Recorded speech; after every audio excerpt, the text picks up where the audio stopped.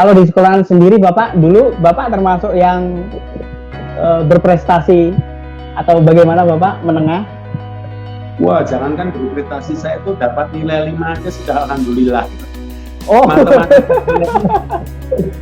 Bapak cita-citanya dulu jadi guru, sempat jadi guru Bapak, kepengennya gitu. Terus kok jadi guru? Gimana itu ceritanya Bapak? Di dunia kerja, saya juga banyak sekali kesalahan-kesalahan. Saya pernah salah satu proyek di Kalimantan Barat. Saya mengerjakan proyek bangunan aja, itu bangunannya sih kebalik saya. Harusnya menghadap ke selatan, saya buat menghadap ke barat. Itu pengalaman yang luar biasa sekali.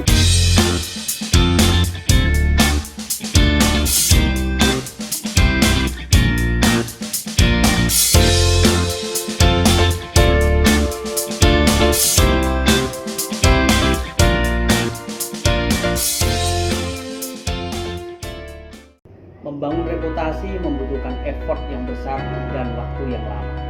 Ibarat janji, reputasi adalah menepati janji. Reputasi adalah keselarasan antara kata dan perbuatan. Reputasi adalah integritas. Bangsa Indonesia saat ini sedang membutuhkan banyak pribadi yang memiliki reputasi tinggi. Dan saat ini kami telah mengundang salah satu di antaranya yang memiliki reputasi tinggi dari kalangan profesional, yakni Bapak Insinyur Sugijo MM. Kita sejam ke depan akan belajar dan menggali inspirasi dari perjalanan karir sekaligus kehidupan di balik kesuksesan. Saya Rahmat Widodo selaku host gelar wicara bersama Insinyur Sugijo MM ini akan memandu Anda sejam ke depan.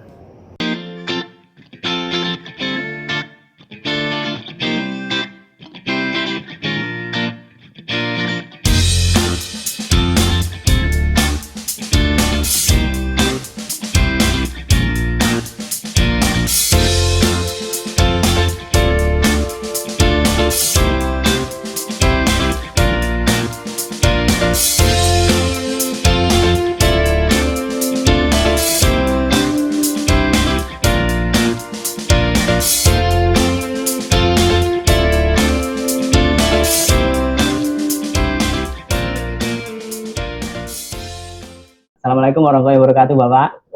Waalaikumsalam. Sehat Bapak? Alhamdulillah. Salam sejahtera Ya. buat kita semua. Amin, amin, amin, amin. Ya, kita saat ini akan membincang proses di balik kesuksesan Bapak Anak Sukoharjo yang sukses berkarir di BUMN selama 38 tahun Bapak ya. Nah, mungkin saya ingin langsung Bapak kita berbincang-bincang. Sebenarnya kisah Bapak itu, latar belakang Bapak seperti apa sih waktu kecil? Konon ya, yang saya baca dari sekilas ya, dari buku Bapak, biografi Bapak, bahwa ternyata Bapak sebenarnya anak orang yang cukup sederhana ya, dan kehidupannya di kampung dan mungkin jauh dari impiannya apa yang telah dicapai saat ini. Ya. Silakan Bapak, mungkin bisa diceritakan dulu agar bisa menjadi inspirasi teman-teman semuanya yang turut menyaksikan acara ini. Oke. Terima kasih Pak Rahmat Widodo, teman-teman semua, adik-adik semua, anak-anak dan Bapak Ibu semua yang hadir di acara hari ini. Saya 60 tahun yang lalu saya lahir di Sukoharjo. Sukoharjo itu pada saat itu kondisinya sangat tandus. Kita mau nanam jagung pun juga pada saat itu memang belum ada.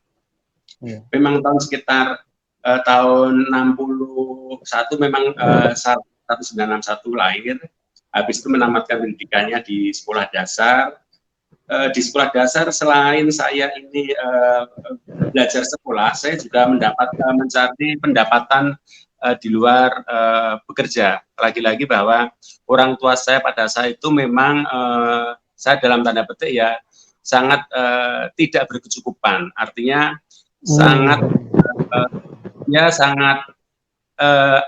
saya bilang ya di bawah standar lah bahasa saya gitu ya pada saat itu. Bahkan pada saat itu pun kita mau makan satu keluarga juga agak sulit ya, karena lagi-lagi di selain tanah tandus di Sukoharjo, pada saat itu memang perkembangan di sana juga sangat lambat. Terus pada tahun setelah dengan adanya setelah lulus saya SD tahun 73, saya melanjutkan ke STN, Sekolah Tinggi Teknik. Mungkin sekarang kalian juga belum ngerti apa sih STN. STN itu Sekolah Tinggi Teknik Menengah. Sekarang dulu namanya SMK Menengah ya gitu, tapi sekarang mungkin sudah dihapus. Setelah STN, saya melanjutkan ke STM, Sekolah Teknik Menengah. Kalau namanya sekarang mungkin sekolah. Jurusan yang saya ambil memang dia tidak tinggi-tinggi amat. Saya pada saat itu hanya meneruskan Sekolah Teknik Menengah jurusan Bangunan Air. Saya juga yang lain bahwa karena kehidupan saya pada saat itu juga saya ngomong di bawah rata-rata, saya juga harus bekerja keras untuk sambil mencari makan. Saya juga harus mencari rumput untuk makan hewan-hewan saya.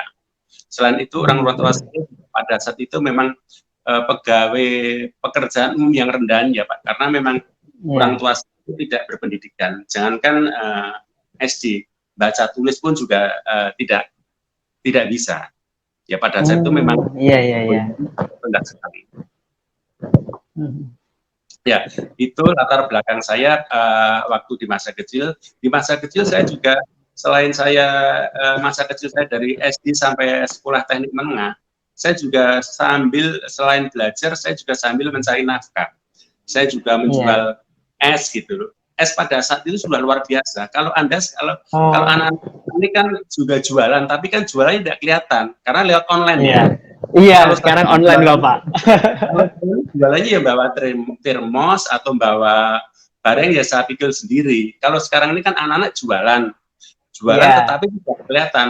Saya yakin sama sih, semangatnya sama. Anak-anak sekarang saat ini juga sangat luar biasa karena bisnisnya sudah jalan dari awal, walaupun memang tidak kelihatan seperti yang saya lakukan pada saat itu. Iya. Berarti dulu memang dari kecil sudah terbiasa kerja keras Bapak ya? Ya, saya memang pada itu memang saya sangat kerja keras. Lagi-lagi pagi saya itu sudah mempersiapkan makanan untuk peternakan orang tua saya. Di situ saya ada kambing, ada bebek pada saat itu. Terus saya juga menyiapkan segala sesuatunya untuk persiapan kita belajar sekolah. Kalau di sekolahan sendiri dulu Bapak termasuk yang berprestasi atau bagaimana Bapak menengah? Wah, jangankan berprestasi, saya itu dapat nilai 5 aja sudah alhamdulillah gitu. Oh. Matematika saya itu kalau salah hanya nilainya 4 ya. Saya terus terang kalau diurutkan kalau diurutkan nomor 1 sampai 10, mungkin saya itu nomor 9 lah ya. Karena memang itu semua fasilitas kan memang tidak ada. Yang lain tetangga sudah punya listrik ya. Tempat saya itu mungkin pakai teplok, bahasa saya teplok. Minyak yang dikasih api ya, namanya bahasanya teplok gitu. Jadi memang tidak nilainya memang saya pas-pasan saja. Dari SD, STN, SMK atau STM itu nilai saya juga pas-pasan sekali. Iya. Bahkan sampai di perguruan tinggi pada saat saya kuliah saya juga pas-pasan. Jadi saya pikir juga sekarang ini kan teman-teman tuh kalau anak-anak sekarang kalau diindikan sama orang tua kan Pak berapa nilainya menurut saya sih ya itu sangat tidak perlu lah untuk di saat ini karena memang nilai menurut saya juga tidak berpengaruh di dalam dunia kerja. Iya. Jadi memang karena lebih ke kerja kerasnya Bapak ya, ketekunan mungkin di situ Bapak ya yang mau mengantarkan Bapak punya modal intangible bagus sampai bisa berkarir di bidang ini gitu Bapak ya. Yang jelas kita harus modal keras, modal telaten. Ini pada saat kita karena di kondisi sana memang tandus di Sukoharjo itu ya kita harus kerja keras dan tentunya kita harus kalau tidak kerja keras ya kita tidak akan makan pada saat itu gitu. Iya. Nah, tadi kan sedikit di ini Bapak singgung, Bapak cita-citanya dulu jadi guru, sempat jadi guru Bapak kepengennya gitu. Terus kok enggak jadi guru? Gimana itu ceritanya Bapak? Ya memang sekali lagi cita-cita pada saat itu kan namanya guru ya, pada saat itu kan namanya guru sangat luar biasa karena tetangga saya juga di situ banyak guru. Saya juga ingin mencoba mau mengarah ke guru, tetapi lagi-lagi karena nilai saya yang kurang pas dan pada saat itu memang ada perubahan perubahan peraturan. Pada saat saya masuk itu dari STN ke SPG pada saat itu sih masih bisa, tapi pada saat saya lulus tahun 73 ternyata ada perubahan peraturan sehingga dari STN ke SPG itu tidak bisa, karena pada saat itu adalah SPG itu sudah bisa menjadi guru. Jadi tentunya karena saya masuk ke SPG, saya langsung masuk ke STM, Sekolah Teknik Menengah. Oh memang karena udah masuk jurusan STM jadinya nggak bisa Bapak ya, terhalang di situ Bapak. Ya. Nah kalau mulai ini sendiri Bapak, mulai masuk terjun di dunia di bidang kontraktor dan properti dan sebagainya ini, mulainya dari mana Bapak? Ya. Dulu ceritanya itu setelah STM apakah langsung atau bagaimana Bapak? Mungkin bisa ceritakan. Oke, terima kasih. Saya memang pada saat saya duduk di bangku STM, saya sudah sambil bekerja. Saya bisa numpang buku, saya bisa numpang plafon, saya bisa masang dinding bata. Setelah saya saya memang tadinya guru, tapi karena guru sudah tidak bisa ya, saya juga memutar pikiran kita, memutar aliran kita. Selesai STM, saya memang karena di Sukoharjo itu juga tanahnya tandus, kita mau berusaha saya ikutlah ke kakak saya ke Pontianak, Kalimantan Barat. Di sana memang selain saya kuliah, saya juga bekerja. Kuliah saya memang di teknik sipil, saya juga langsung bekerja. Jadi kita bekerja sambil kuliah. Memang cita-cita menjadi pada saat saya kuliah itu. Setelah saya kuliah, ya cita-cita saya memang menjadi kontraktor. Lagi-lagi sejak sudah mengikuti dunia kontraktor pada saat itu. Iya. Bapak namanya mulai masuk di bidang itu gitu kan, nggak langsung juga langsung jadi ahli juga, pasti namanya orang belanja awal kadang-kadang kan ada kegagalan Bapak. Nah mungkin bisa juga Bapak diceritakan, pastinya kan nggak semudah itu gitu. Namanya masuk di bidang baru ya, yang akan digeluti menjadi sebuah profesi. Mungkin bisa ceritakan juga Bapak, lika-likunya seperti apa, agar kita juga terinspirasi untuk mentalnya kuat gitu. Mungkin adik-adik terutama yang masih milenial, memang kita bekerja itu kita memang harus tekun dan teliti. Jadi pada saat saya di dunia kerja, saya juga banyak sekali kesalahan-kesalahan. Saya pernah salah satu proyek di Kalimantan Barat, saya mengerjakan proyek bangunan aja, itu bangunannya sih kebalik saya. Harusnya menghadap ke selatan, saya buat menghadap ke barat. Itu pengalaman yang luar biasa sekali pada saat itu. Namanya ngerubah bangunan juga tidak mudah, biayanya juga sangat mahal. Iya. Ini memang pengalaman pahit yang mungkin jangan ditiru lah. Tentunya kita yang pertama, kita harus membuka gambar kalau Anda menjadi kontraktor atau menjadi insinyur. Lihatlah gambar. Jangan sampai gambar yang kita baca berubah atau tidak. Kalau memang tidak sinkron, tanyakan ke konsultan atau tanyakan ke MK, karena gambar itu adalah pegangan kita untuk bekerja dengan benar. Kalau kita menerjemahkan gambar saja, kita keliru, kita akan sangat rugi luar biasa dampaknya. Seperti yang saya lakukan tadi, saya membaca gambar itu tidak dengan teliti. Yang kedua, saya juga banyak sekali kegagalan. Pada saat itu, saya mengerjakan proyek irigasi Merawi. Mungkin Anda semua belum pernah dengar irigasi Merawi itu kayak apalah, namanya bendungan. Kita membentuk salah satu salah satu sungai, kita buat bendung, itulah airnya kita bendung, kita manfaatkan untuk irigasi. Itu juga sangat luar biasa kesalahan saya. Pada saat itu seharusnya memang kita mengerjakan sesuatu itu harus dilihat atau dikaji dengan matang, dengan metode dengan yang baik. Karena pada saat itu saya juga lagi-lagi ilmu saya yang tidak terlalu tinggi, masih dangkal, tentunya saya kerjanya juga masih agak tidak begitu memperhatikan sesuatu. Semua saya gali, akhirnya sungai itu banjir semua, sehingga air menampung di salah satu galian yang mengibatkan debitnya tinggi, sehingga kita harus membutuhkan peralatan yang sangat luar biasa. Selain itu kita memang masih banyak kegagalan yang kita lakukan. Banyak sekali lah. Tentunya kita harus belajar dan tentunya gambar yang perlu kita pegang. Iya, iya. Itu waktu itu udah masuk di BUMN belum Bapak? Waktu proyek-proyek itu Bapak, mungkin bisa mulai berkarirnya di BUMN atau apakah sejak itu? Ya, memang saya kalau berkarir di BUMN, memang saya pada saat itu memang pertama saya ngerjakan salah satu bangunan tadi yang saya kebalik tadi. Saya itu pertama kali BUMN Bapak. Karena masih baru, saya memang belum familiar di dunia itu.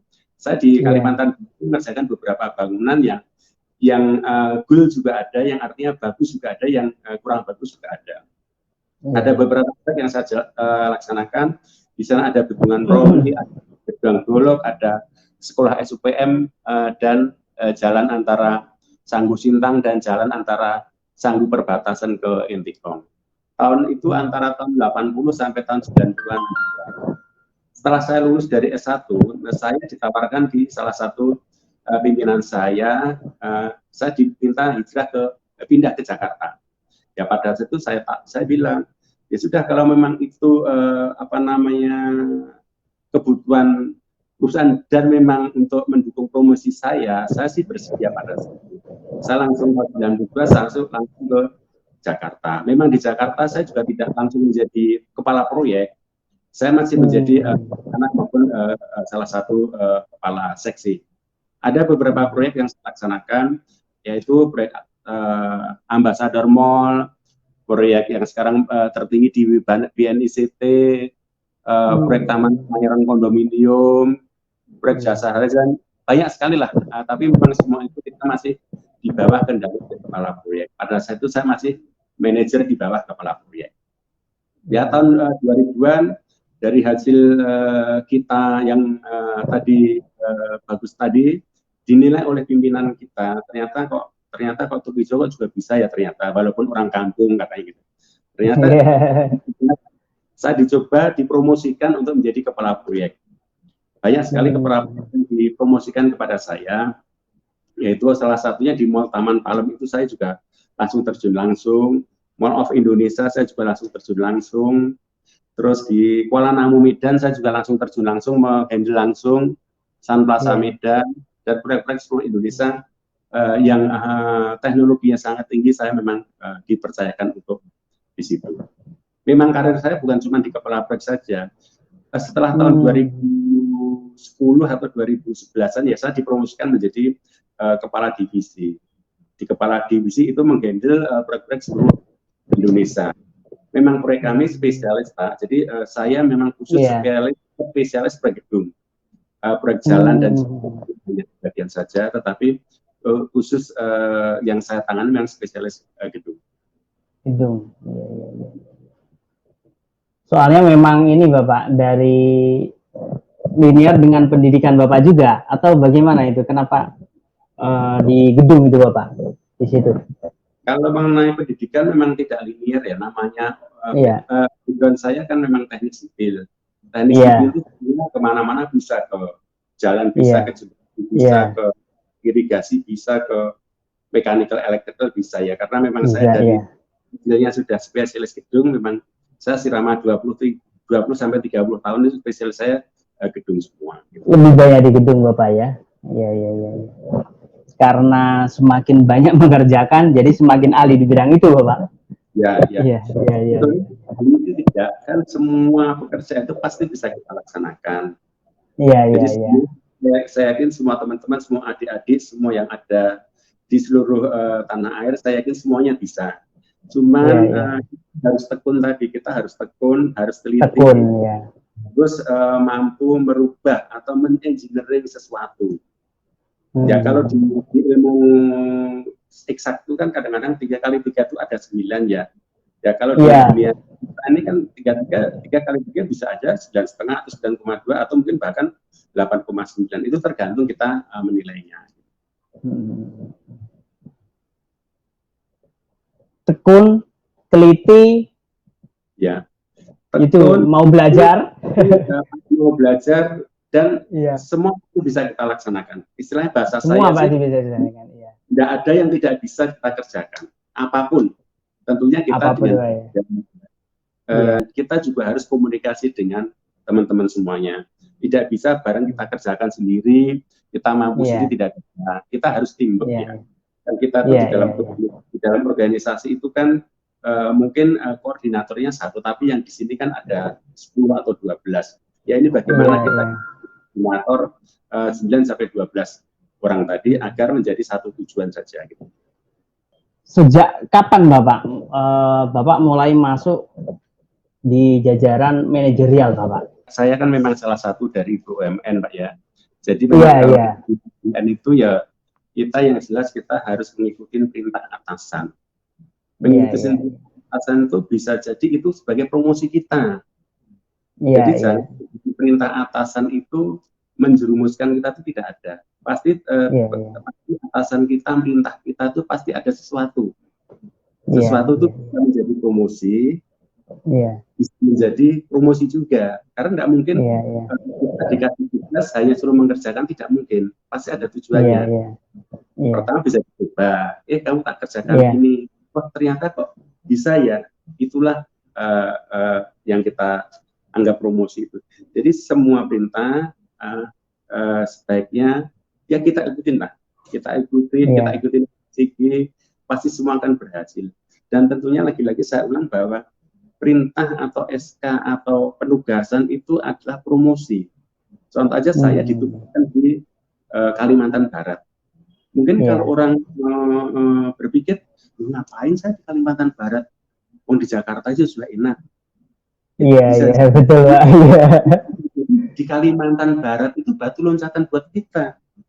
Setelah orang pindah ke sana, bisa jadi batu loncatan kita sebagai promosi di sini. Tentunya promosi kan juga bermacam-macam ya, promosi nanti promosi menjadi manajer, menjadi apa dan sebagainya.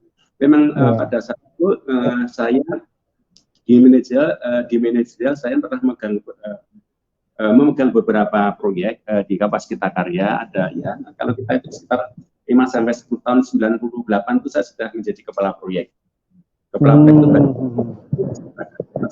kita mengerjakan kepala proyek. Tahun 2013 saya sudah menjadi kepala divisi gedung. Tahun 2015 saya sudah menjadi kepala divisi gedung seluruh Indonesia. Dan menjelang pensiun dan setelah pensiun tahun 2016 atau 2015 mungkin lagi-lagi bapak-bapak kita tuh melihat kita mungkin bisa bekerja, saya ditugaskan diminta Waskita Karya Realty sebagai dirut Waskita Karya Realty. Dan sebetulnya saya itu sebenarnya sudah pensiun di Waskita Karya Realty baru sekitar 1 bulan lalu. Saya juga masih dianggap bisa bekerja, saya dipekerjakan lagi di Waskita Turut maupun Wisakayu lah bahasanya kita. Itulah sekilas kegiatan manajer kita selama saya menjabat di Waskita Karya BUMN. Terutama di Waskita Karya yang paling puncaknya kan terakhir sebelum pensiun Bapak di Waskita Karya Realty Bapak ya. Ya, betul. Ya, secara otomatis di situ kan namanya direktur utama gitu. Di situ Bapak sekilas saya baca di buku dan sempat yang waktu itu kita buat buku, Bapak memimpin ternyata banyak juga generasi milenial Bapak ya. Bapak ini kan usianya udah sangat senior gitu, dan yang dipimpin ternyata banyak sekali karyawannya yang generasi milenial. Ada seakan sebuah kesenjangan usia dengan gaya anak-anak milenial saat ini.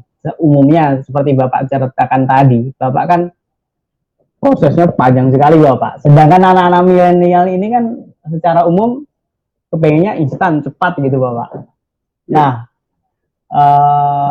gimana Bapak berkolaborasi memimpin dengan anak-anak milenial yang Bapak lakukan sehingga Bapak bisa berhasil? Soalnya di situ saya lihat juga banyak sekali penghargaan selama Bapak memimpin menjadi Direktur Karya Realty. Mungkin bisa di-sharingkan juga Bapak. Kalau berhasil, jadi orang itu hanya sarang senawang ya. Melihatnya bukan berhasil ya. Yang jelas saya bekerja semua pihak happy. Happy itu berarti semua. Jadi saya tidak katakan berhasil, tidak. Karena keberhasilan saya dari mereka-mereka semuanya. Saya tidak ada mereka, saya tidak bisa berhasil dimanapun berada. Karena saya itu kan hanya komando. Yang bekerja, yang memikirkan, itu semua anak-anak itu. Jadi lagi-lagi keberhasilan itu bukan keberhasilan, ada keberhasilan anak-anak. Keberhasilan semuanya Bapak. Jadi tidak ada istilah manajemen itu keberhasilan, keberhasilan pemimpin itu menurut saya tidak ada. Jadi keberhasilan kita semua. Ya memang kita semuanya. Pada saat itu saya ditugaskan di Waskita Karya Realty. Yang mungkin dari sejak Waskita Karya Realty sampai 3-4 tahun setelah berdiri itu kan kegiatannya masih dalam tanda petik masih minim, dan apa yang diinginkan holding maupun pemegang saham itu kan memang belum begitu baik. Ya saya tentunya gimana, karena pada saat saya ditugasin di situ kan saya ditanyakan, Jo, kamu tak tugasin di Waskita Karya Realty gimana? Tapi tentunya harus bisa merubah Waskita Karya Realty yang tadinya begini, ya kamu harus bisa lebih baik lagi. Nah dengan ada seperti itu adalah tantangan buat saya. Karena memang merubah sesuatu itu juga tidak mudah, karena yang tadinya dalam tanda petik saya ngomong mengenai laba saja ya, kalau pendapatan kan laba sebelum saya masuk itu masih kecil lah ya, saya nyebut ya sangat kecil lah, tapi setelah saya masuk dengan berbagai kesulitan yang ada, dengan berbagai kerja keras dengan teman-teman semua, sehingga Waskita Karya Realty bisa menuju lebih baik lagi. Tentunya kita juga harus tahu apa sih tujuan kita pertama. Yang pertama kita lakukan pada saat itu adalah sebenarnya misi visinya Waskita Realty apa sih? Itu yang saya tanyakan ke teman-teman. Setelah visi dan misinya, tentunya kita juga harus melihat jangka panjang kita mau apa. Ya kalau jangka panjang 5 tahun belum bisa, ya kita mungkin minimal 1 tahun dulu. Visi misi kita mau buat jangka panjang. Setelah jangka panjang mau kita buat jangka pendek dulu. Setelah kita semua selesai, mari kita diskusi bareng-bareng sama teman-teman semuanya. Yuk kita bareng-bareng diskusi bareng-bareng. Visi misi sudah kita tentukan, rencana jangka panjang sudah kita tentukan, rencana jangka pendek sudah kita tentukan. Yuk kita terus apa nih? Tinggal kita gunya saja lah. Nah gunya ini yang kadang-kadang kita sangat harus kerja keras lagi, karena lagi-lagi sebetulnya anak-anak milenial sekarang itu semua sudah sama dengan kita. Aku juga pengen maju gitu. Ya, dengan teman-teman kita Waskita semua pengen maju, mari kita bersinergi, membuat kolaborasi agar Waskita Karya Realty itu maju seperti apa. Ya itu semua kita lakukan bareng-bareng, bahkan setiap minggu kita duduk bareng-bareng, setiap bulan kita juga duduk bareng-bareng. Setiap sesuatu, kalau ada sesuatu hal yang kurang baik, kita juga duduk bareng-bareng. Saya di situ juga, saya tidak bos ya, saya tidak pimpinan. Saya ke situ pun adalah saya dalam tanda mengkoordinir ya. Kalau ada sesuatu saya tidak panggil sama anak-anak saya, ke ruangan saya ada sesuatu yang kita diskusikan, selama ini saya tidak pernah. Saya yang akan datang ke ruangan, saya bilang, ini kok ada masalah seperti ini, kenapa ya? Itu yang paling yang saya tanyakan. Habis itu ya kita diskusi di situ. Jadi soalnya kalau kita memanggil staf maupun memanggil manajer ke ruangan itu seolah-olah ada sesuatu yang negatif, itu yang saya tidak mau. Iya. Datang ke ruangan mereka itu yang saya lakukan.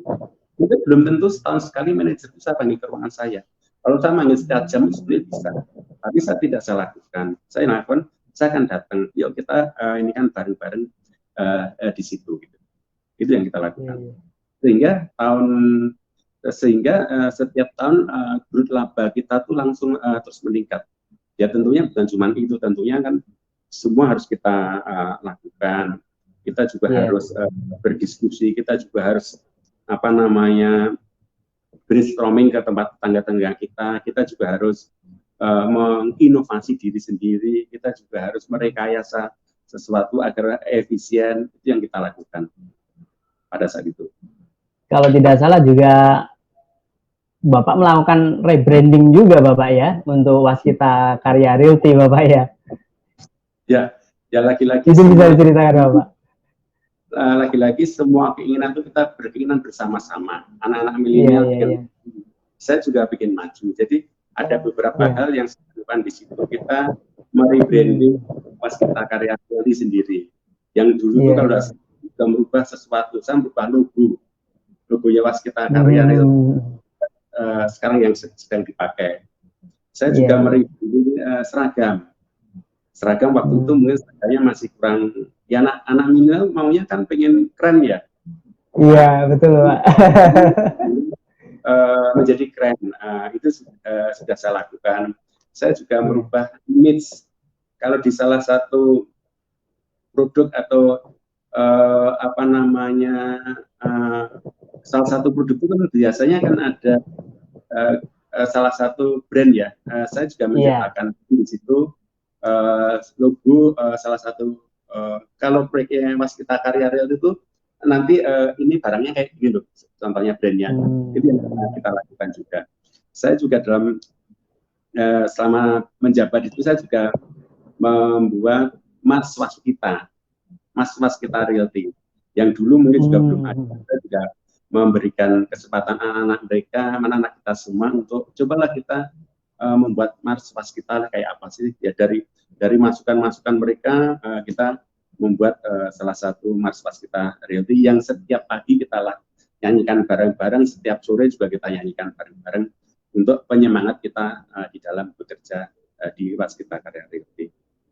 Tapi tentunya banyak sekali lah yang kalau kita menggali dalam waktu mungkin 15 menit tidak cukup, karena itu banyak sekali yang harus kita lalui. Kita juga harus seefisien mungkin supaya menghasilkan laba yang luar biasa. Kita juga harus kita juga harus melihat situasi pada saat itu. Kita juga harus melihat gimana caranya mendesain bangunan yang efisien, gimana cara mendesain bangunan yang diterima pasar, itu juga susah. Kan sekarang di Waskita Realty ini kan produknya menjual barang, menjual apartemen, menjual rumah, menjual sesuatu yang orang lain bisa menerima. Nah ini yang susahnya, ini orang lain bisa menerima, itu yang agak susah. Ya ini yang kita lakukan, ya tentunya kita tetap dengan teman-teman kita terus menginovasi diri sendiri dan menginovasi produk-produk kita di Waskita Karya Realty, sehingga biar barang-barang yang kita produk itu bisa laku terjual. Dari penjelasan Bapak tadi, saya sedikit menyimpulkan ada beberapa poin, diantaranya kepemimpinan Bapak selama menjadi Direktur Waskita Karya Realty yang memimpin banyak anak-anak muda, generasi milenial. Bapak menerapkan keterbukaan Bapak ya, keterbukaan, merangkul gitu, dan memberikan ruang kepada mereka untuk berkreasi. Yang pasti tujuannya sama, untuk maju di situ ya Bapak.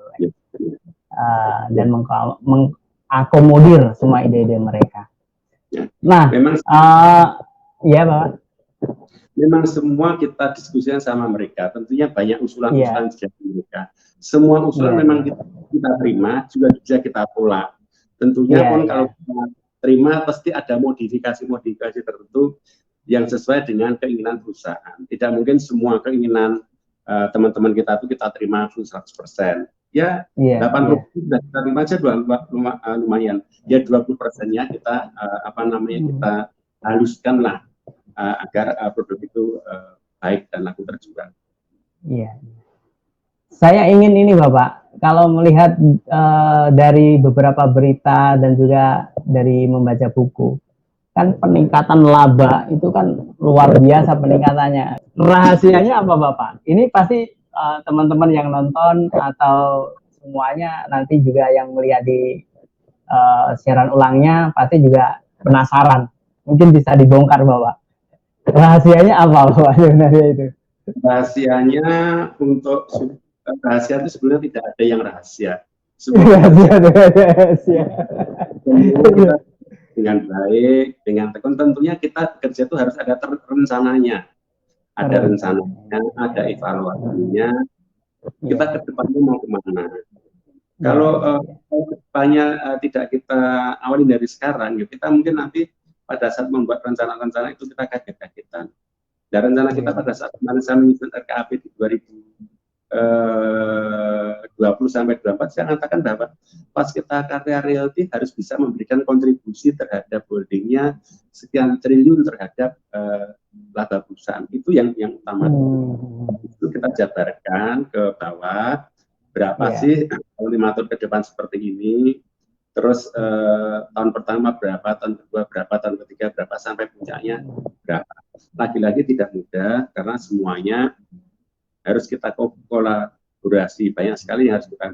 Tentunya dari sisi marketing kita juga harus jalankan, dari sisi operasional kita juga harus jalankan, dari sisi keuangan kita juga harus menjaga cash flow supaya baik, dan dari sisi marketing kita juga tentunya brandingnya kita supaya terjaga dengan baik. Yang tidak kalah pentingnya adalah kualitas.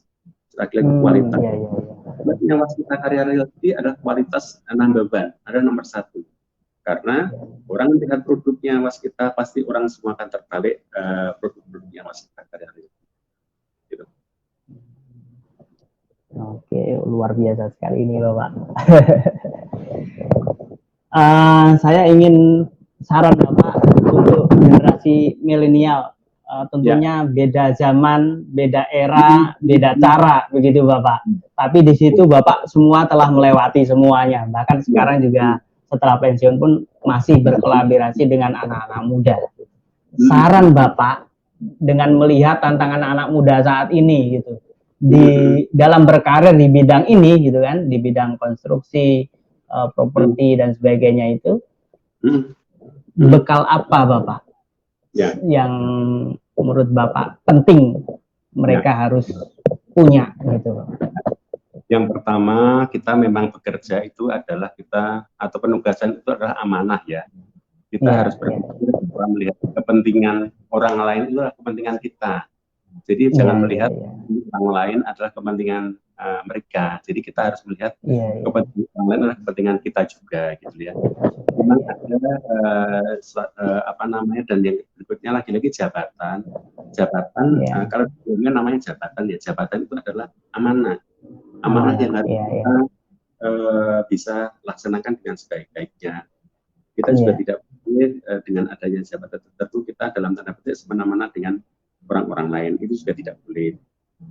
Yang berikutnya kita sadari bahwa jabatan itu setiap saat bisa diambil. Mau hari ini juga pasti penugasan kok.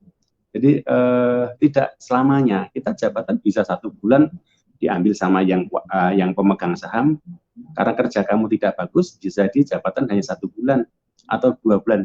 Jadi sesuatu jabatan itu tidak usah dilanggengkan lah, karena memang suatu waktu pasti diambil oleh apa namanya, holding maupun yang pemegang kuasa. Yang kedua, tujuan kita itu harus jelas, kita arahnya mau kemana.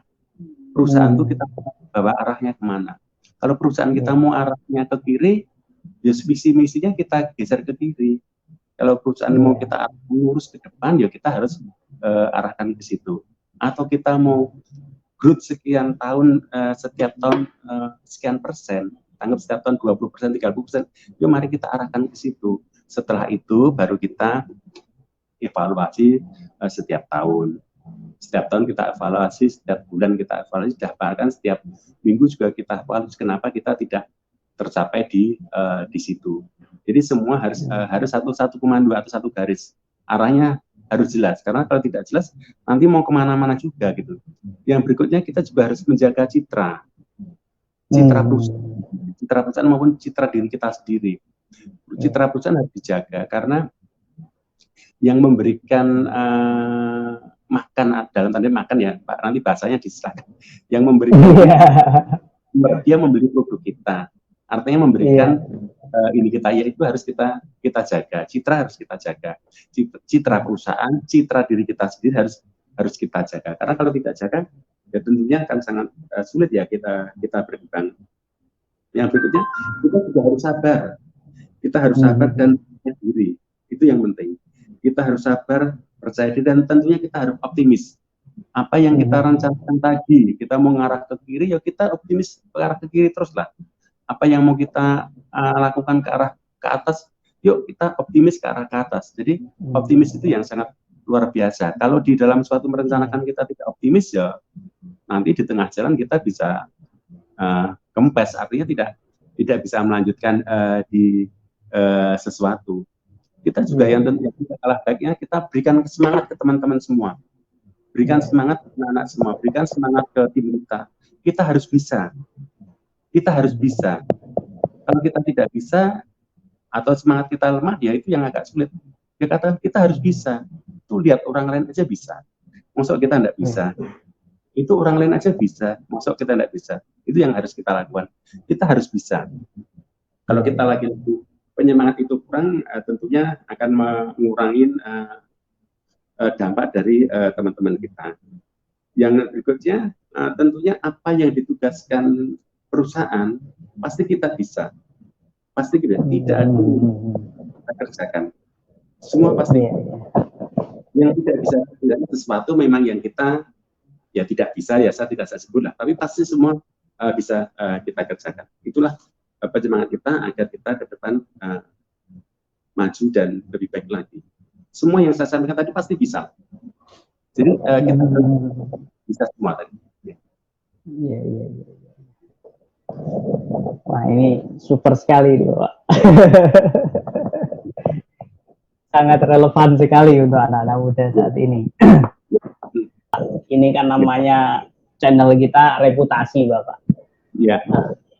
Yang pasti Bapak diundang untuk menjadi pembicara di acara ini, gelar bicara ini, pastinya karena kami melihat Bapak memiliki reputasi yang sangat tinggi.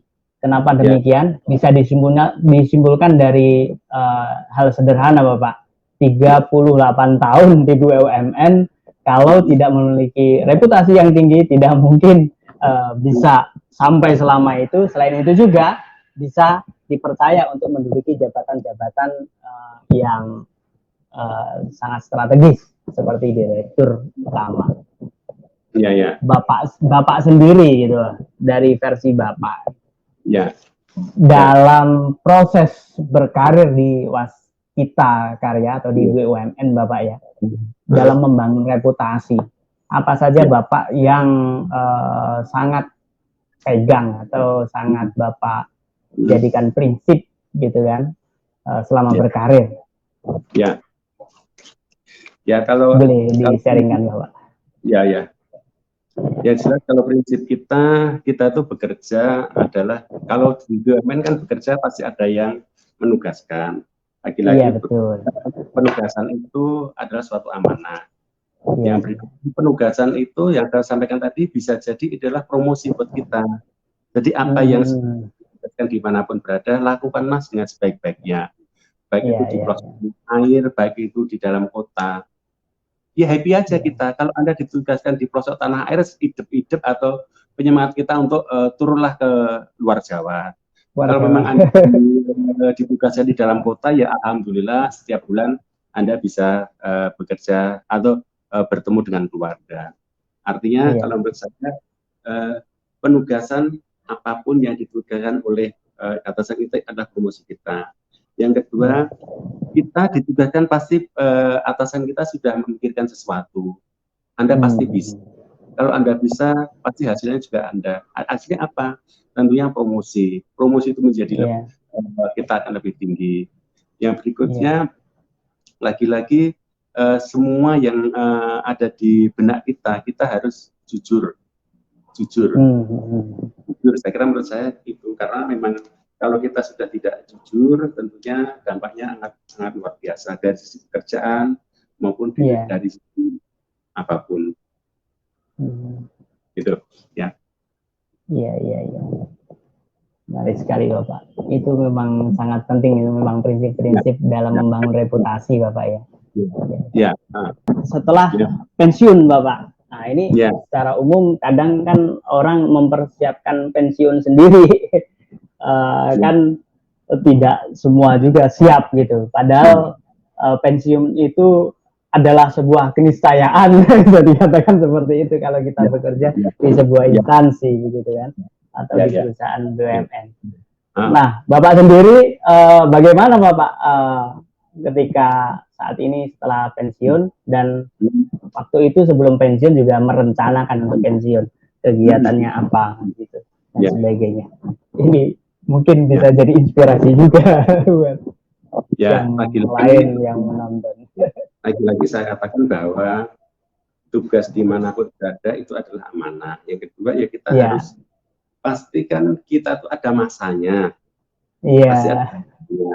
Pensiun itu pastilah, kematian juga pasti. Jadi kita rencanakan dari awal apa sih pensiun yang akan kita lakukan. Yang tentunya yang pertama yang kita lakukan, kita harus positif saja lah. Semua yang kita lakukan pasti akan bermanfaat sama orang lain lah. Kalau sudah kita positif, kita semuanya sih sudah happy menurut saya sih ya gitu loh. Jadi jangan menganggap pensiun itu apa namanya ya sudah dalam tanda petik sudah tidak ada penyemangat lah. Menurut saya justru pensiun itu harus kita kembangkan sedemikian rupa. Pensiun banyak lah. Nanti setelah pensiun bisa jadi kita bisa berolahraga sama keluarga, kita berolahraga sama teman-teman, kita bisa berkumpul sama teman-teman, kita bisa berkumpul sama jamaah yang selama ini mungkin tidak pernah kita lakukan. Kita bisa rapat sama RT, kita bisa rapat sama anak-anak, kita bisa jalan-jalan sama anak. Ya itulah menurut saya pensiun memang ya harus kita lakukan kegiatan yang baik. Yang tentunya kalau memang kita mau pengen supaya pensiun kita ini juga tidak ya saya bahasa tidak berhenti di situ aja ya, kita juga harus berkreasi. Apa sih yang bisa kita lakukan? Ya menurut saya banyak sekali lah. Ya seperti saya contoh aja lah, ya kita apa aja yang bisa kita lakukan pasti bermanfaat lah. Bisa bermanfaat buat kita, bisa bermanfaat buat orang lain gitu. Ya. Intinya pensiun harus tetap produktif Bapak ya. Dan harus tetap optimis untuk menjalankan banyak kegiatan. Betul. Oke Bapak, terima kasih atas sharingnya pada siang hari ini. Nggak kerasa udah jam 14.15 Bapak. Closing statement Bapak, pesan dari Bapak terkait untuk berkarir di bidang konstruksi atau properti yang Bapak geluti kepada teman-teman semua. Ya, yang pertama kalau kita memang kalau di bidang kontraktor tentunya kita harus punya berpendidikan dulu ya. Pendidikan tidak harus satu. Kita pendidikan STM aja juga sudah bisa. Atau mungkin atau kalau baik juga S1. Tentunya pendidikan pasti mengarah ke sipil lah. Bisa sipil, bisa arsitek, bisa mechanical, electrical, dan bisa planologi, dan bisa apapun lah. Setelah kita mengarah ke pendidikan, tentunya kita juga harus fokus. Apa sih yang akan kita geluti ke depan? Jangan membayangkan yang besar dulu. Oh, kita mau fokus di kontraktor sipil. Ya sudah, kita fokus aja sipil terus kerjakan jalan jembatan selama berapa tahun. Oh, kita mau ke gedung, ya sudah ke gedung terus. Dengan spesialis itu, saya rasa dampaknya akan sangat luar biasa. Yang berikutnya tentunya reputasi. Kalau kita sudah dikasih pekerjaan, kita sudah dikasih tugas, ya laksanakan dengan sebaik-baiknya. Dalam tanda petik, proyek rugi tidak ada masalah, yang penting reputasi kita. Saya pada saat ngerjakan proyek itu juga banyak yang rugi, banyak yang tidak untung, tapi reputasi yang harus kita jaga. Tentunya Iya. reputasi saya pribadi dan reputasi perusahaan. Dan perusahaan. Reputasi itu yang penting. Setelah itu konsumen juga puas. Jadi jangan setelah menyelesaikan proyek ada teman atau yang beli itu kecewa. Itu juga tidak baik. Puaslah konsumen kita harus puas. Tentu saja dengan harga yang terbaik kalau di bidang properti. Kalau di bidang kontraktor ya tidak ada pekerjaan yang berulang. Kita harus memuaskan pelanggan. Pelanggan itu banyak. Kalau di kontraktor pelanggan itu ya owner, yaitu konsultan, yaitu perencana. Kalau kita di bidang properti pelanggan kita apa ya pembeli, customer kita. Customer kita puas. Kalau customer puas pasti dia akan membeli produk kita lagi lah. Kalau membeli produk kita kan dia pasti referensi sama temannya. Nanti kalau Anda beli produknya Tukijo itu pasti nanti hasilnya akan baik. Dan servisnya juga pasti akan baik.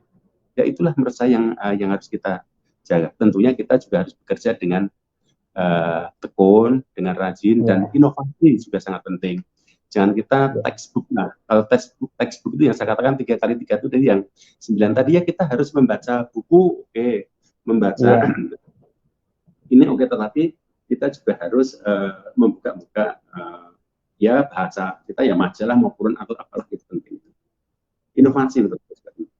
Inovasi. Oke Bapak, terima kasih atas sharingnya pada siang hari ini.